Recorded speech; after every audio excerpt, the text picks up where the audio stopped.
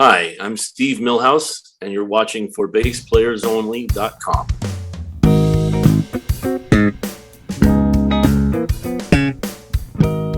Hello and welcome to ForBassPlayersOnly.com. I'm John Liebman, founder and first baseman. You know, a lot of people think they're too old or it's too late for them to learn how to play an instrument. So I created ForBassPlayersOnly.com for people who want to play bass, people over 50, because I believe you're never too old and it's never too late to experience the joy and the pleasure of making music. ForBassPlayersOnly.com. That's what we're all about. Our guest this week is Steve Millhouse. We did interview him one time before, a while back. Steve is a master of both the electric and the upright bass. He's originally from Arizona, but he's been based in New York for quite some time. He's played a ton of Broadway shows in New York and around the world. It Should Have Been You, Pippin, Godspell, Charlie and the Chocolate Factory, Elf.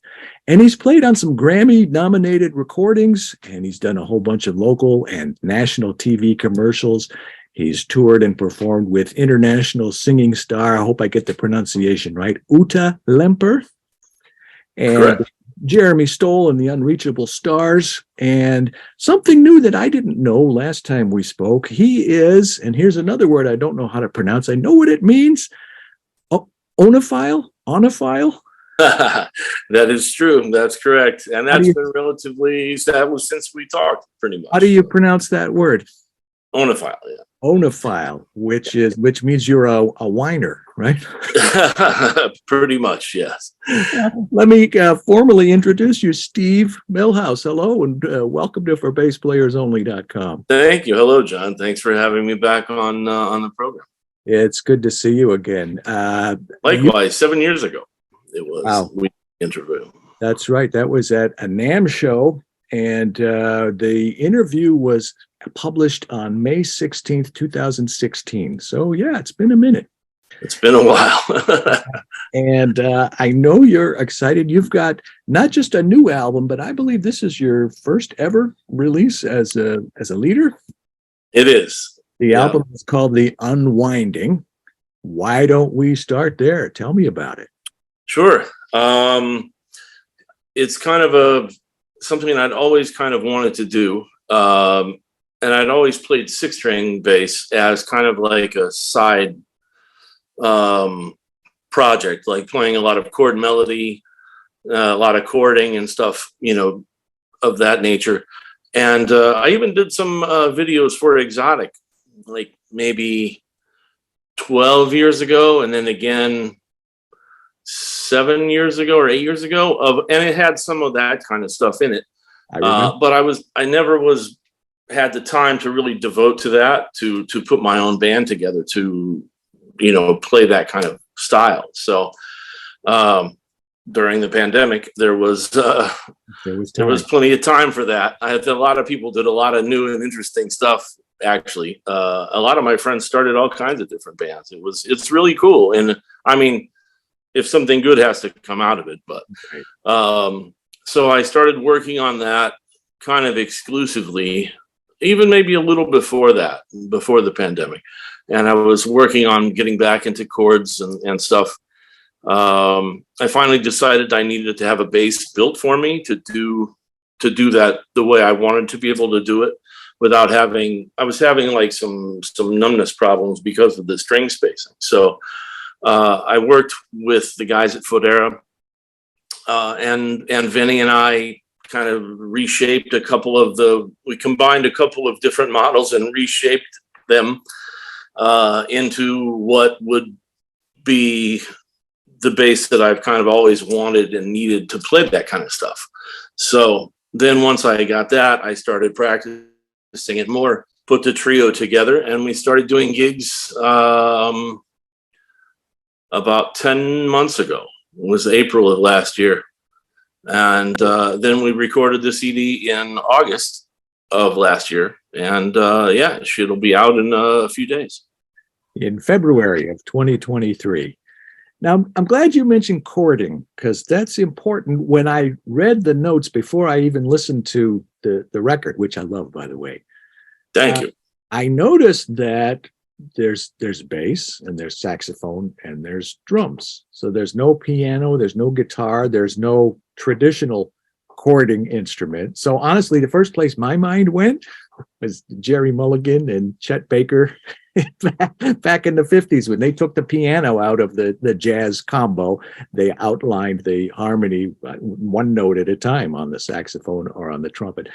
Your album doesn't sound anything like their stuff, and I love it. It's Rich Perry on tenor and Eric Halverson on drums. So it's just the three of you. Yeah. So you're putting double duty on yourself. You're not functioning in the traditional role as the bass player alone. You're also functioning as the chording instrument, supplying the full harmony. Right. It kind of, depending on the tune, and I had to actually choose the music for that band very carefully, so it would work, that way. Because sometimes I'm playing like somewhat traditional bass playing, and then sometimes I'm playing, like during a lot of the melodies of the tunes, I'm playing like full chords through the whole thing. And then I'm soloing parts of the time, and then sometimes we play the melody in unison together, or we play like a unison thing together. So it's kind of shifting roles all the time. So it's a lot of work. It took a lot of working out, honestly, to be able to find, like I said, find stuff that works in that situation. I'd always loved tenor, bass, and drum trios, but usually all of them were acoustic bass. So it was just the bass line behind it with no chords, which I really enjoy. But I thought, it'd be great, to have it where sometimes I'm functioning like a guitar, and sometimes it's a bass, and sometimes it's the lead instrument, and so shifting around a little bit. I know John Patitucci did some of that on some of his recordings. I know he did one with Terry Lynn Carrington, and it was probably Michael Brecker. Could it be? Okay, maybe, yeah. Yeah, that was he was a huge fan of Michael Brecker. So have I been. Yeah. Getting back to your album, the liner notes by Steve Swallow and Gary Fukushima, that must have been very exciting for you. How did that come? Yeah, it was great. I've known Steve for quite a while, and I asked him, since he has always been kind of a huge inspiration for me, especially playing electric bass in more of a traditional jazz setting, and with the high C string, with all the melodies and things he plays, and chords too. I asked him if he would, take a listen to the album and write some notes, and graciously he agreed. So it was great of him to do that. I think it's beautiful, the end result, and I think it's great what you can do on a bass. Here's a dangerous question. Have you gotten any pushback from the bass snobs that said, a bass should not function in that role? Who did I do an interview with? Tamer Feld. You know who he is? I do. With Mike Stern and yeah. other people. Yeah. And I know that I think we were talking about walking on the electric bass, and that got a lot of people riled up. I just thought of that now. I wasn't prepared to ask you, but as long as I brought it up to you, have a comment on that. I feel like it's, if you can make music with it, it doesn't matter what instrument you're walking a bass line on. People walked a bass line on a tuba before the string bass even got into jazz. So, it's, not in a traditional walking sense because of the era, but that's, I think, probably why I always, kind of love Steve Swallow's playing, because he's functioning that way in the traditional setting, and there aren't a lot of records out there that I know of anyway, that the electric bass is in that kind of setting, always, of course, in fusion and a lot of other genres, but in that more traditional sense of jazz playing. But I don't know. Nobody said anything to me, but I don't talk to a lot of people either. So, well, they're very polite snobs. But you just reminded me of something I haven't thought about in years. I was in Miami one time and I saw Arturo Sandoval with Ed Kaye, saxophone player. And they had a whole band, of course, but then they did a feature in front of the stage with just the two of them doing a duet. And this was trumpet and saxophone, and they were alternating. One of them would play a bass line, a trumpet or saxophone, like a walking, and the other would solo, which I thought was pretty creative. Yeah, actually, I did like a short lecture once on that in a jazz camp that I was teaching at, and I said, you don't have to say, oh, I can't get together and play with this guy. I want to get together and play some songs, but we don't have a piano, or we don't have a drummer, we don't have a bass player. So you can play with anybody, man, and anybody can function in any capacity. You just have to be able to do it. Absolutely. Now that the world is kind of getting back to, normal, any plans to tour or promote the record? Yeah. As soon as it comes out, I'm going to start working on some of that. It's a little hard to get some of that going without actual, product in hand, but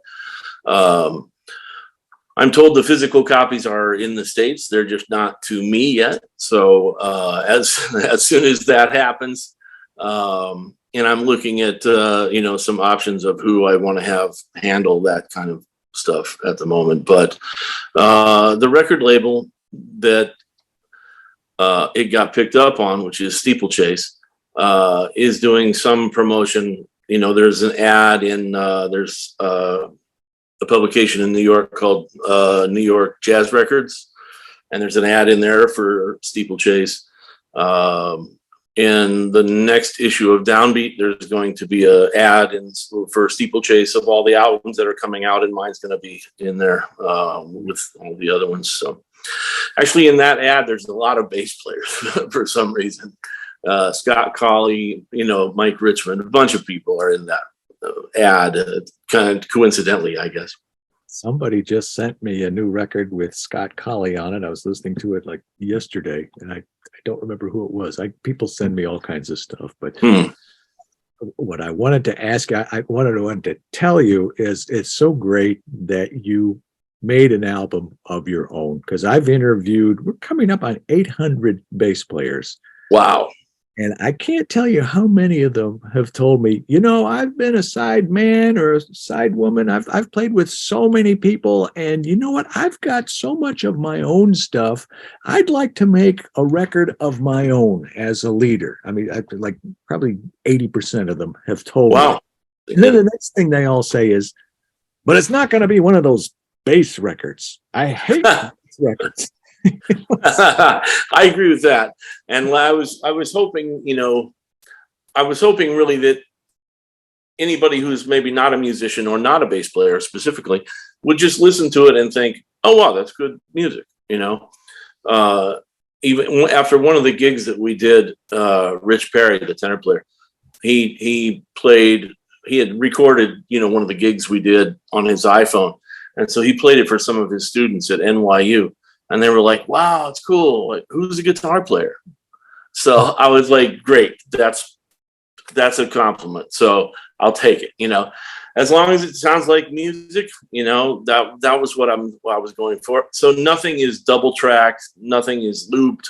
There, if I'm playing the bass, it's whatever I was playing at that moment. So it's a good, honest recording. It is, and there's not many edits in there. Maybe there should be a few more than there are, but there aren't very many. I could count them on a couple fingers of the edits that we did. It's all pretty much straight through tracks. What about the title, The Unwinding?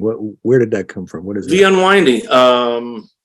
There's two original tunes on the CD, and one of them is called The Unwinding. It's a tune that I wrote actually many, many years ago.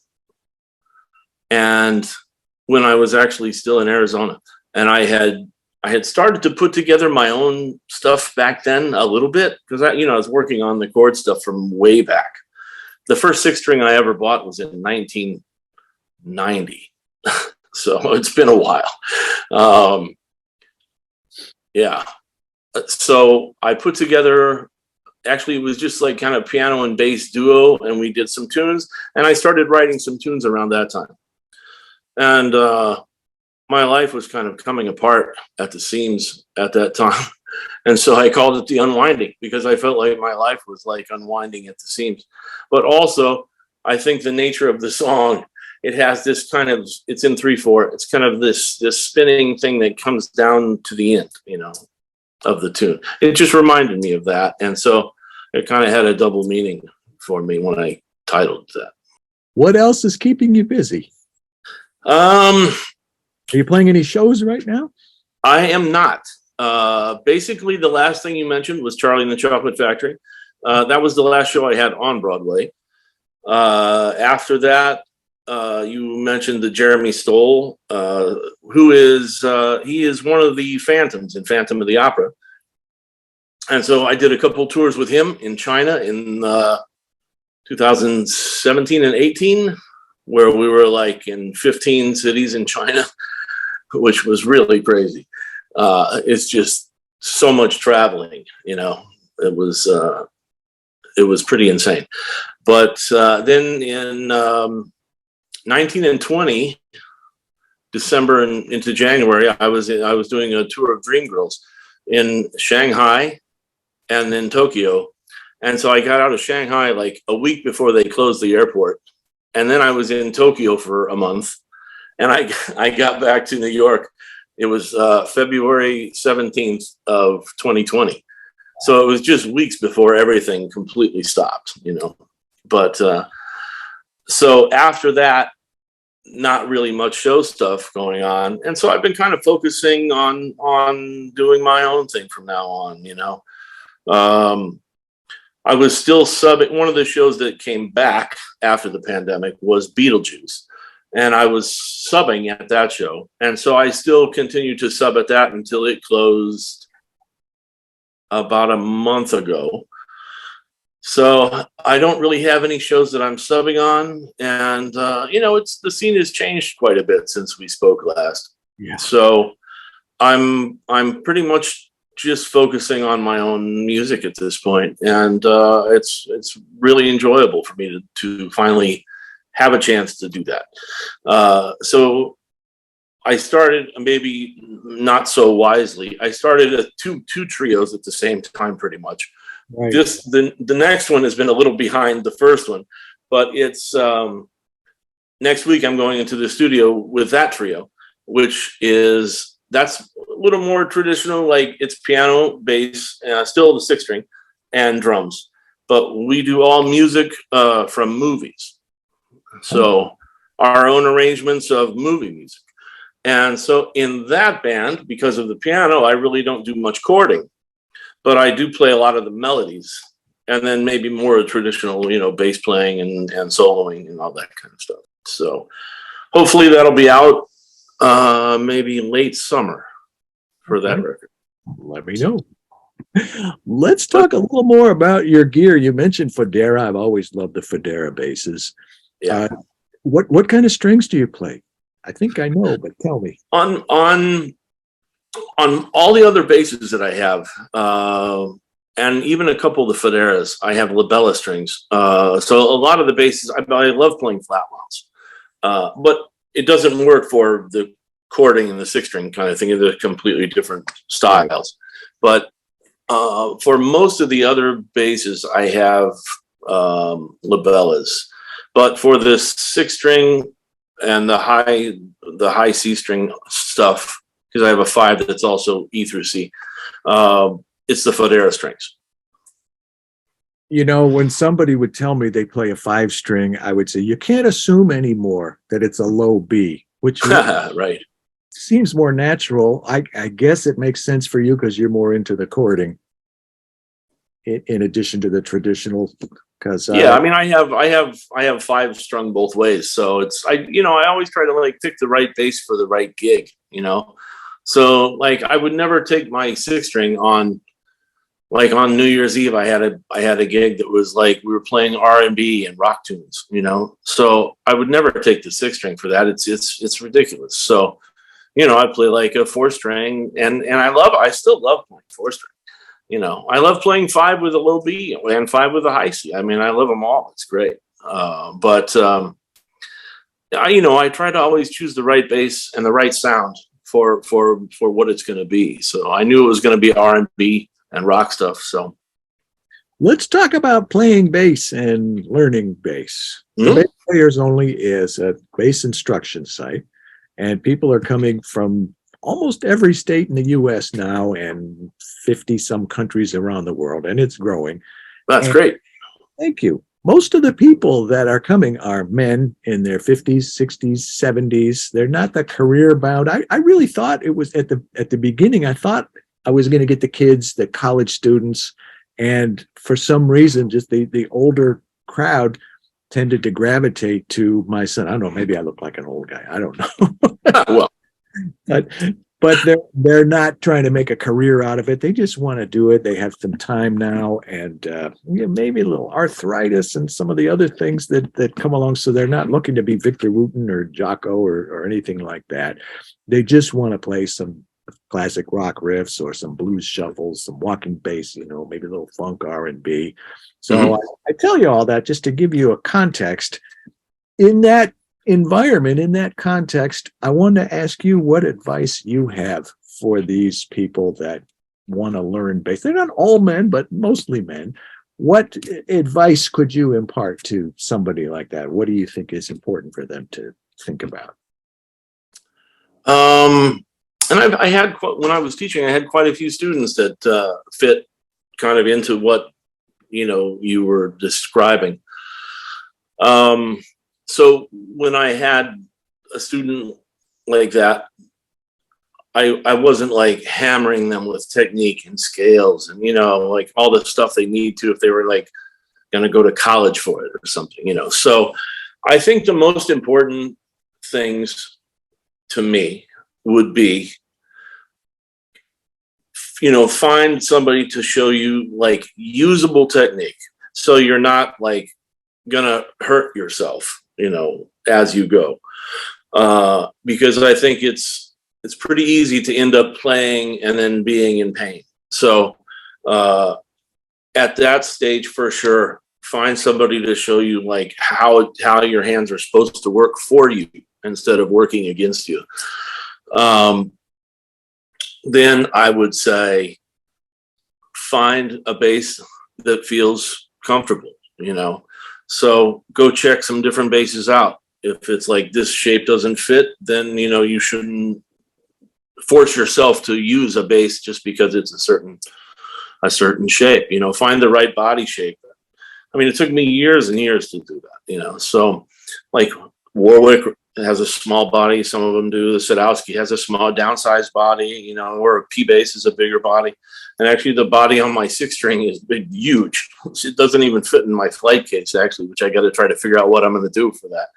But it's because I had to make it to, it was comfortable to play, so you've got to find a bass that's comfortable, get some good, direction for technique. And then I would just say, start learning some music that you want to learn. But I would learn some theory, basic stuff to go with it. So you know why you're playing, what notes you're playing. Because if you're going to play with some people, they're going to maybe talk to you about some chords or something, and you're going to have to know what it is. So just some basic theory stuff.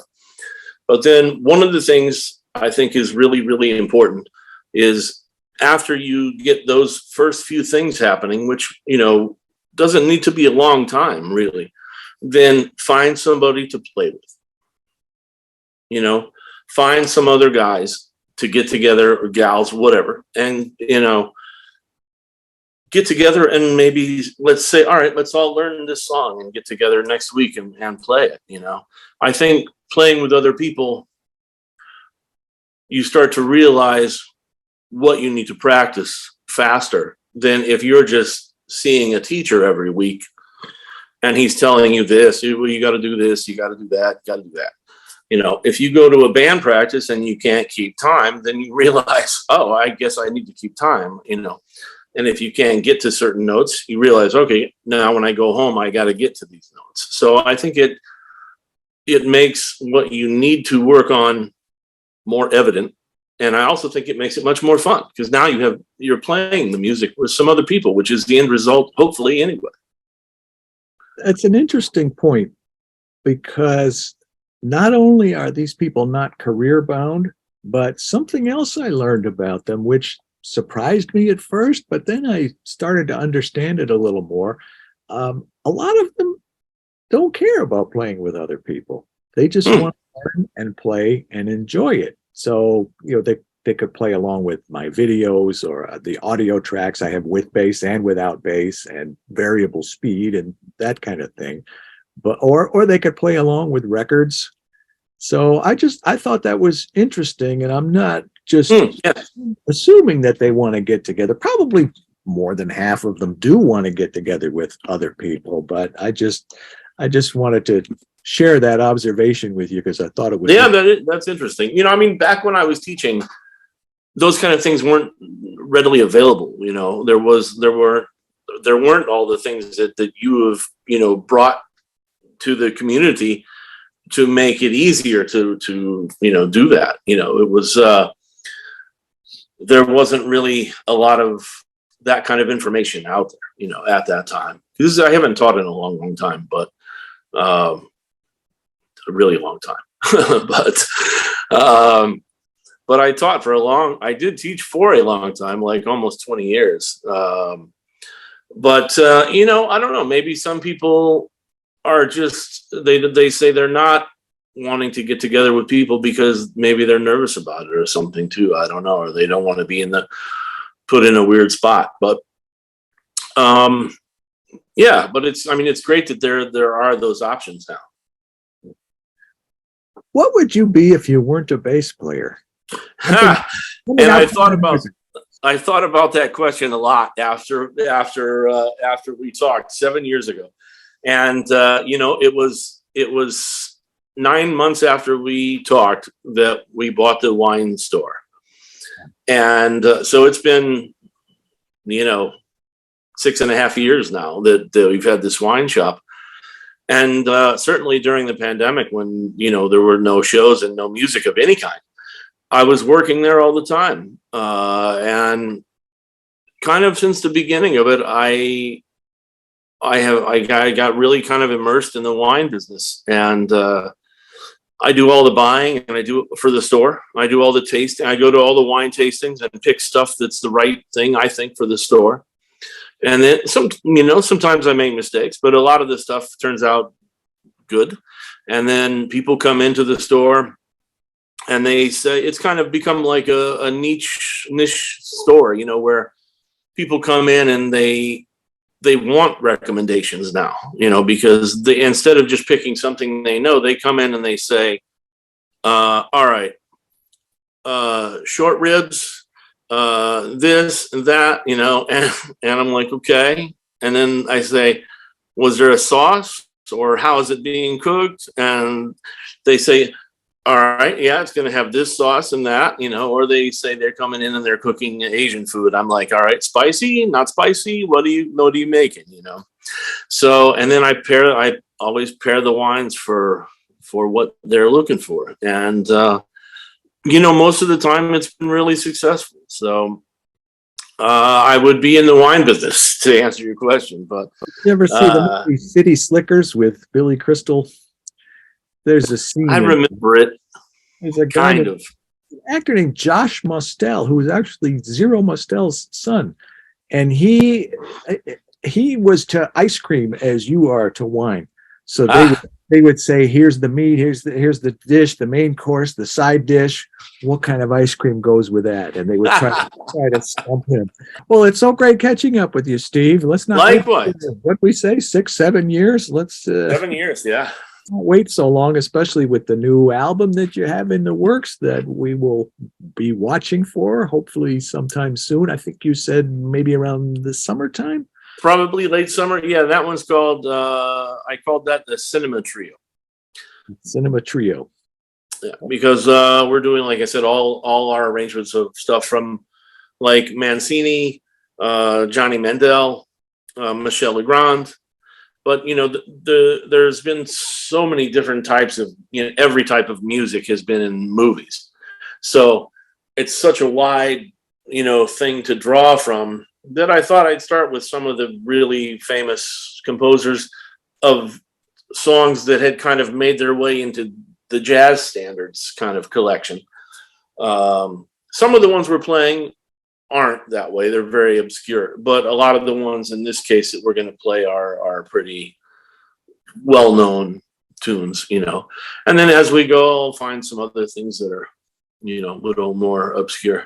I'm sure it'll be great, and I'm looking forward to hearing it. Send it to me. Thank you. Yeah, I will. Thanks so much. Congrats. In the meantime, the current album is The Unwinding, Steeplechase Records, release date in February of 2023. Get it. I've heard it. I give you my firsthand recommendation. If you like and you like good bass playing and good saxophone playing and good drumming, check it out, The Unwinding. Thank you, Steve. You're watching ForBassPlayersOnly.com.